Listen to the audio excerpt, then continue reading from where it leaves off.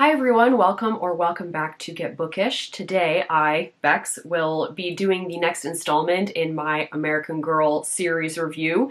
You may recall that over a year ago I posted the first video in which I read all 6 of the Felicity Merriman books. American Girl is a company that if you were a child of a certain age from like the mid-80s onward, in America, you were aware of American Girls. They're a company. It was originally Pleasant Company. They created these dolls, these books to go with them. It was sort of a mix of educational material along with things that kids of the, 8, 9, 10 age range would be really into. And I was, of course, into them as well in the late 90s, early 2000s. And so I've decided to revisit or read for the first time the stories from American Girl, specifically the historical dolls, because that's what I care about. So I now have the second book to read, and that is Josefina's story collection. Josefina's stories were actually also written by Valerie Tripp, the same person who wrote Felicity's stories,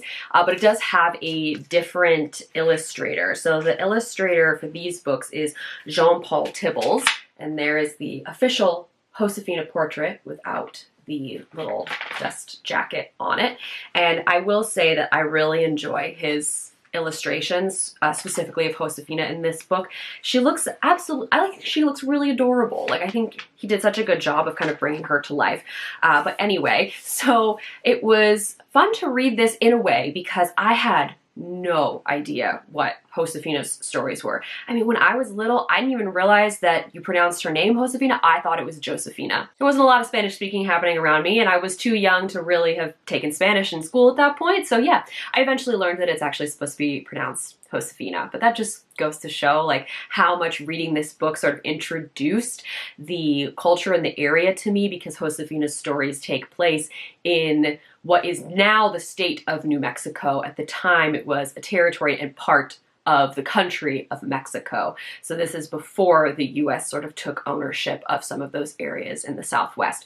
So when we talk about Josefina as an American girl, this is very much in the sense of America as like North America and not the United States of America, which it's an interesting thing to read this and think about that with the current like political climate and what's happening. So that was sort of in the back of my mind a bit while I was reading these stories and learning about Josefina's life at that time. Like with Felicity's book, we do have a family portrait section and then also like a friends section, which is always cute and nice to look at. One of the differences though with Josefina's story is that there's this little thing at the beginning, this little note about how Josefina and her family are speaking Spanish in these books. So even though we're reading it in English, there are Spanish words dabbled throughout, and there is a glossary of Spanish words at the end of the book for reference, which if you're a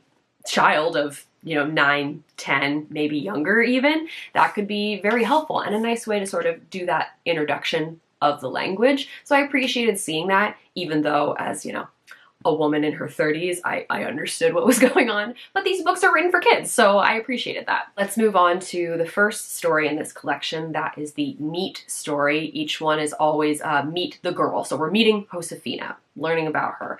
And we discover that she's living with her family on a rancho outside of Santa Fe, New Mexico. She lives there with her father, her 3 older sisters, a few other family members, as well as servants and helpers on the rancho. And the big thing with Josefina's story, this is a huge theme throughout all of her books, is that her mama has passed away. By the time we meet her, it's been a little over a year, but the grief is still very much there. I mean, Josefina is a 9-year-old girl when the story opens, so obviously losing your mama at that age is very trying. And when you are living in the 1800s, in this case, Josefina's stories are taking place in 1824. It always has it on the outside of these collections, which is very nice. you are really surviving at that time. You know, they are self-sufficient, and so to lose a family member and to have to deal with that, it's hard on them. We learn that Josefina, personality-wise, she's sort of the peacekeeper of the family. She's a bit shy, but she also has this quiet bravery to her as well. And reading that was kind of very much in contrast to Felicity. For those of you who know, Felicity is very much like the loud, adventurous tomboy. She's not really afraid to speak her mind, whereas Josefina is much more subdued. And I don't think that's necessarily because her mama has passed away. I think that's just always been her personality, but it does make for a different reading experience. The big plot line for this story, other than just meeting the family, is that Tia Dolores is coming to town to stay with them. Tia Dolores is mama's younger sister, and they haven't seen her in about 10 years. She's been living in Mexico City caring for another family member, and Josefina's never met her because Josefina wasn't even born the last time she was there. And there is this excitement, but a little bit of trepidation as well about what it's going to mean to have this younger sister come stay with them. Like, how is she going to be like mama, and how is she going to be different? And of course, Josefina wants to be welcoming to her, and there were these flowers that Tia Dolores had sent as seeds. Josefina and Mama had cared for them together, and so Josefina really wants to give the flowers to Tia Dolores as a welcome gift. But the goat. They have a number of animals on this rancho, as you can imagine, and Florecita the goat actually eats the flowers before Josefina can give them to Tia Dolores, and she's very upset about this, and it, you know, creates a little bit of a bonding moment for Tia and Josefina. So I did really feel for Josefina in this moment. I could see how important that was for her to be able to give those flowers and show, like, look at, you sent these to us, Mama and I cared for them, now I've cared for them since Mama has passed, and I want to give them to you. So yeah, I really did feel sad for her. I understood why she was so angry and upset. After that point, we see Tia Dolores settling into the family, and you see her kind of developing more of a relationship with the four sisters, and I really grew to enjoy the four of them. I just really liked seeing their interactions together. You know, as someone, I don't have multiple sisters, I have one sister, but I can certainly relate to those the sisterly relationship that exists. And when you have four of them, I mean, that's a lot of girls running around. So it was fun to sort of see that relationship grow. There was one thing about this story that kind of bothered me a little bit, and it was the ambiguity about the servants, the people who were working on the rancho who aren't part of the family.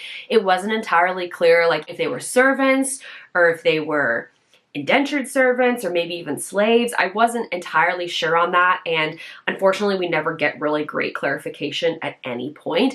But after having dealt with the lack of addressing slavery in Felicity's book, I was just extra sensitive to it here. So they mention a couple people, and I'm like, it was unclear exactly how they work for the family and how they're treated. Other than that, I thought this was a solid setup for the rest of the series, and it was a good way to kind of get to know this bigger family and their lifestyle. The second story is always the sort of school story, and school's a bit loose depending on which girl you're following. So this is Josefina learns a lesson. And in this book, there's a huge storm that hits, and many of the sheep are washed away as they're trying to save them. The family manages to save a lot of the vegetables, a lot of that food, but unfortunately they've lost a lot of their sheep. So obviously that is a stressful thing. And they show Tia Dolores and Papa talking together about how are they going to make this work. And this is where we are introduced to the very patriarchal, traditional life that Josefina is being brought up in. She mentions never having seen Papa talk to Mama or like any other woman about this, but him and Tia Dolores are both looking at the book together, looking at the ledger and trying to figure it out. And so yeah, that was, you know, I clocked that. The plan that they come up with to make up the losses of the sheep is that they are going to all weave these blankets. And by all, I mean the women are going to weave these blankets, and then they're going to be able to trade them or sell them for goods that will make up for what happened with the sheep. I kind of had a problem with this story because the photo for this shows Josefina at a writing desk, and it makes it look like she's in some sort of school environment or learning about reading and writing. We learn that the girls, like all of the girls, not just Josefina, none of them can read or write. And so to show her writing in this, and then Tia Dolores can read and write because she's looking at the ledger with Papa. But so she says, I'll teach you. But we never actually see her teach them how to do that. Like they don't show Tia Dolores teaching them to read and write. So it never really gets addressed. Like, why is Josefina being portrayed as writing in the photo or in the illustration when she never actually does that in the book? Like, her lesson isn't about learning to read and write, which might be what you think it's going to be about based on what's happening in the story, but it's actually about weaving these blankets and coming together as a family and whatnot. So that frustrated me a little bit. I was kind of like, oh, that was a bit of a letdown on that one. This is also the second story where everything takes place on the rancho, so we're very much in this one location, and it can feel a little boring because there's not like new people coming into the mix really. Things are happening, but it isn't as exciting as perhaps some of the other American Girl books. This one still is reflecting on the changes that Tia Dolores is bringing with, promising to teach the girls to read and write and helping with the business and everything. And there's the talk and remembering of Mama and the grief there, like that, as I said, it runs through all of these books. So even if I don't particularly mention it in a moment, believe me, it's still coming up in those books. The third book is always the surprise, so Josefina's surprise in this case, and it's a Christmas story, which I got to read around Christmas, which I liked being actually in that time of year reading that Christmas story. It helped things feel a little bit more festive.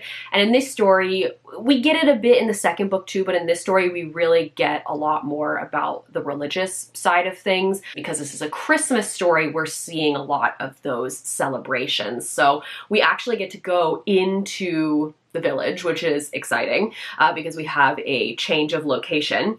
There's Christmas festivities happening, and there is this altar cloth that Mama had embroidered at some point in the past, and that storm that happened in the second book actually ruined the church a bit. So the village is coming together to fix up this church in time for the Christmas celebrations, and they realize that this altar cloth has been damaged because of the storm. So once again, the family works together to fix this altar cloth and processes more about Mama's death.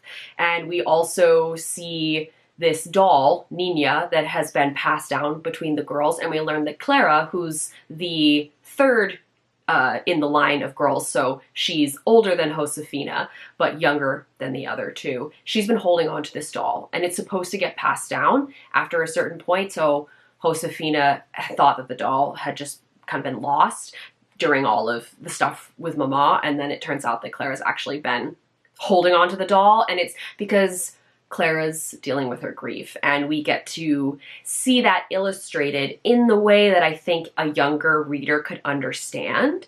And Josefina is obviously upset when she finds out. So we see a little bit more of her personality because she isn't just like the peacekeeper, quieter, agreeing with people, trying to lift people up. Like, she does actually have this moment of frustration at her sister. She is really sad and says that, but we are able to, have that sisterly growth and bond and talk about some more grief. So once again, good for younger readers to sort of see that illustrated in a way that hopefully they can understand. The family is able to fix the altar cloth.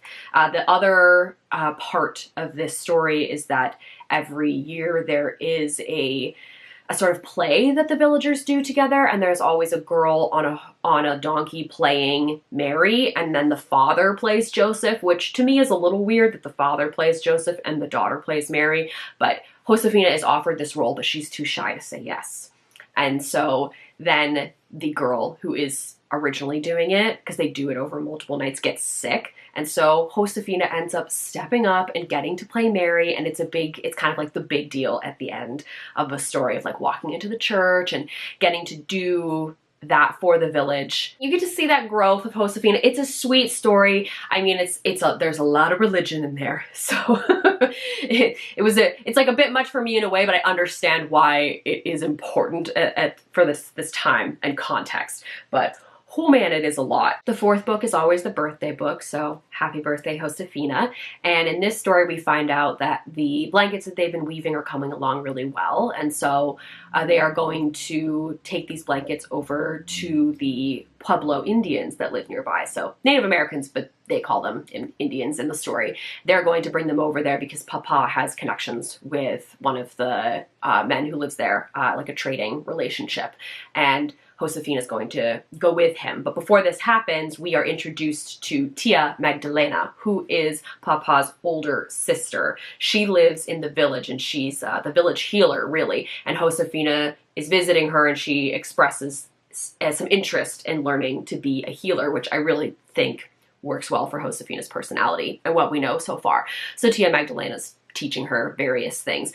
And then this comes in handy because when Josefina goes with her father, she goes off to play with Mariana. Mariana is described as her friend. I mean, it's friend in the loosest terms. We see her for this one book and she is never mentioned again. So the two of them are playing with dolls, and Mariana ends up getting bitten by a rattlesnake, and Josefina is able to use her knowledge that she got from Tia Magdalena to save Mariana. And so that's a big deal. It's a big moment for Josefina. And then the next day is Josefina's birthday. It's the Feast of San Jose. And so they have a celebration in recognition of her birthday, but also in recognition of her helping her friend Mariana. I think this one really could have included some more information to get you more of that historical context, especially with the Pueblo Indians and sort of how their lives were different from Josefina's family, because we've seen a lot of Josefina's family at this point. So a kid could certainly understand and appreciate seeing the difference between how they live, their day-to-day lives and activities.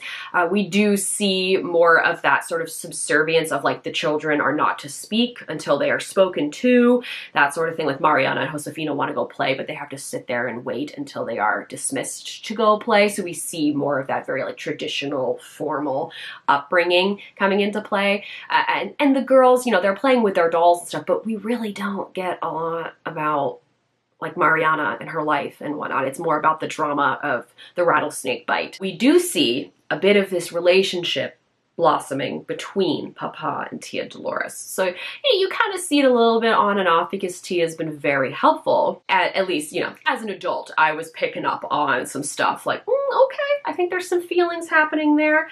Maybe a child wouldn't have noticed, but I definitely did. I did appreciate that seed being planted because it becomes more relevant as the stories go on, but I really think this one could have expanded more. It didn't frustrate me like the lesson story where she doesn't actually learn to read or write, but I felt like they could have, or Valerie, the author, could have expanded a bit more and just given us more of that historical context that I am really looking for when I read these books. The fifth story is Josefina Saves the Day, and this was my favorite book of this collection because it was actually adventurous and exciting, and we are in Santa Fe, so we're in a different location, which I really appreciated.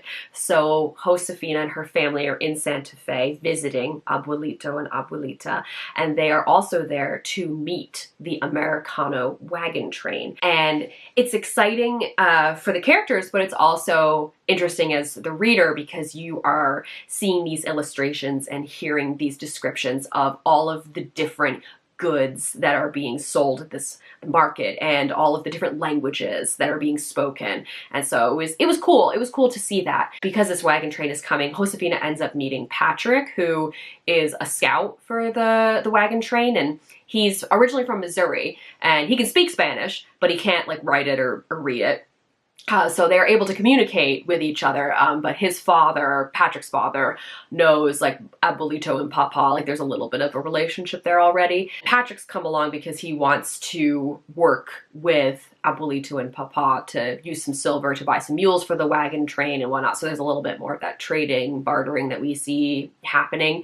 And then Josefina actually makes a deal with Patrick as well because Patrick has a fiddle, and apparently Papa plays the fiddle, and she can see how much Papa like really enjoyed that moment, and she's thinking about the grief that Papa is experiencing, and she makes this deal with Patrick about trading some blankets for for the fiddle. Then the adventure part of it kicks in because it seems like Patrick has fallen through on his deal and it's going to be a big problem.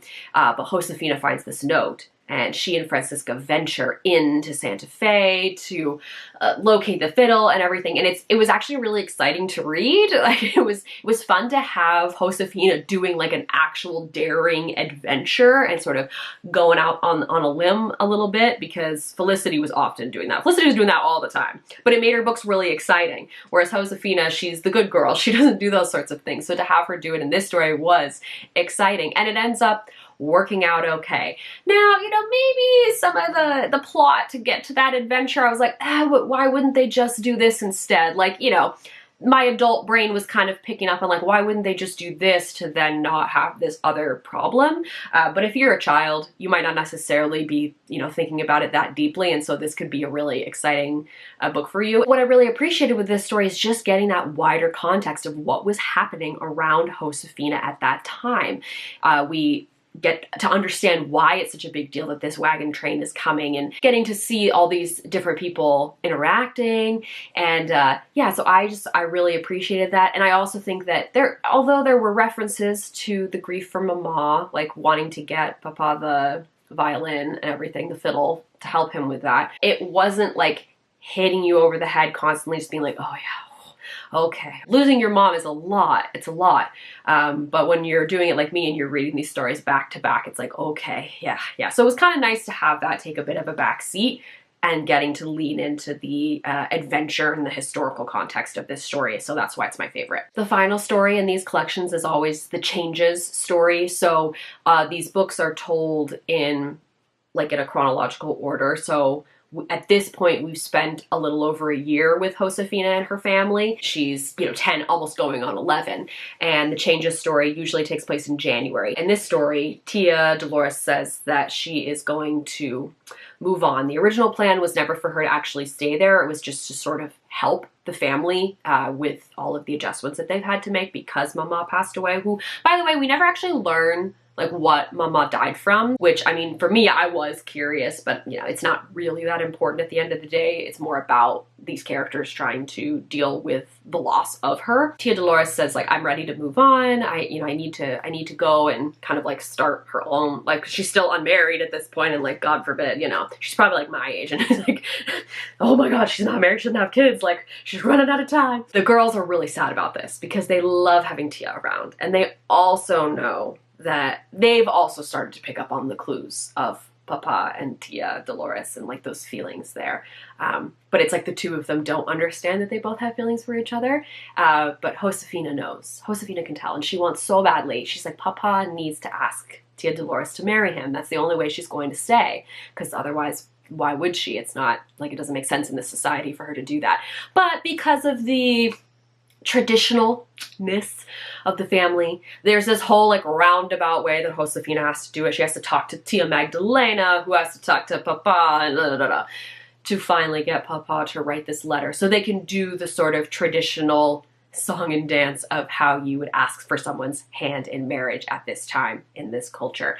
So you'll be happy to know that things all work out in the end. But it felt a bit convoluted. Papa proposes to Tia Dolores and she says yes, and so that way Tia Dolores can stay. So, but then what's the change? So the change is that Anna and her husband and their two children, so technically Josefina's nephews, who we see a little bit in the story, but they're not really relevant to anything until this moment. They want to go to live in Santa Fe. They're going to live with Abuelita so the boys can attend school, because Abuelito is going to go traveling with the wagon train, but he's going to go towards Missouri. Once again, a little bit of a reference to the changes that are happening between US and Mexico at the time. So the change is really that the family's kind of splitting up and going in different directions. And for Josefina, who's always lived on this rancho with her entire family, all her siblings and whatnot, it's a big deal. So that's where the change kind of really comes from. And yeah, the story ends with a reference to Papa and Tia getting married. So it's a happy ending. To end this video, I want to wrap up my overall feelings on it, share my final conclusions. I do think Josefina's stories would be good for a bit of a younger reader because they do feel a bit more wholesome. It would certainly be great for a child that has lost someone close to them, whether that is their mom or a sibling, a grandparent, you know, someone who meant a lot to them. I think a child going through grief could really benefit from reading this story because there are so many mentions of it, and it shows people grieving in different ways and processing things in different like lengths of time. So that could be really helpful too. But for a reader like myself, and it kind of seems like from what I was seeing online as well, it seems like a lot of people kind of find her stories, they're a little bit boring. Like, you know, there's not as much excitement in these stories. A lot of it's taking place at the same location. In this book, they don't even talk about Mexican independence and the fact that it didn't happen that long ago, and like why that's important to the wagon train coming through. Like, that's never actually referenced. We never talk about New Mexico being part of Mexico and like what is going on politically in the larger scheme of things. And I guess after Felicity's stories, where everything is so intertwined with the American Revolution, to not have that in this story, I really wanted more of that, even if it wasn't generally affecting the family on a day-to-day basis, just the references to it and a bit more about how that's changed how they live. And, you know, and I wish there had been more clarification about the servants, the helping hands that are on the rancho, like what exactly is that situation there, because it was a little weird. Like, there is one character that teaches Josefina how to weave, and she talks about being taken away from her family when she was a little girl, like Josefina's age. And I'm like, yikes, like that's like, what does that mean? Like, give us a bit more understanding. There just needed to be more adventure, more historical context. I mean, even Josefina's friend isn't really even her friend. Like, she's mostly just with her family. Like, we get half a book with Mariana. And so it's just, yeah, you know, I felt like there could have been more from this, but it could certainly appeal to someone who's looking for that calmer, quieter story. I still gave it 3 stars because it wasn't like there was something bad about it. I just wanted more. I am going to continue with this project of reading the story collection. So now that I have finished Josefina, the next one I need to read is Kirsten, and this was the first American Girl doll that I had. I had 2 growing up. Kirsten was the first one that I ever wanted to have, and so this is my own story collection from back in the day. I didn't have to go on eBay to find this edition like I did for Felicity and Josefina. This one is one I own, and this will be the first reread for me of these story collections. So I'm looking forward to re-experiencing this story and seeing how I feel about it as an adult. I don't remember much, to be fair, but I do remember certain plot points, and I'm interested to see if this one grips me in a different way than the other ones did, just because this was the doll that I really wanted back in the day. I did listen to the Dolls of Our Lives podcast episodes in relation to this story collection. They definitely were harsher critics than me in terms of how things go with the plot and everything. But yeah, I still did do a bit of that deep dive with Josefina as well. I enjoy that part of it.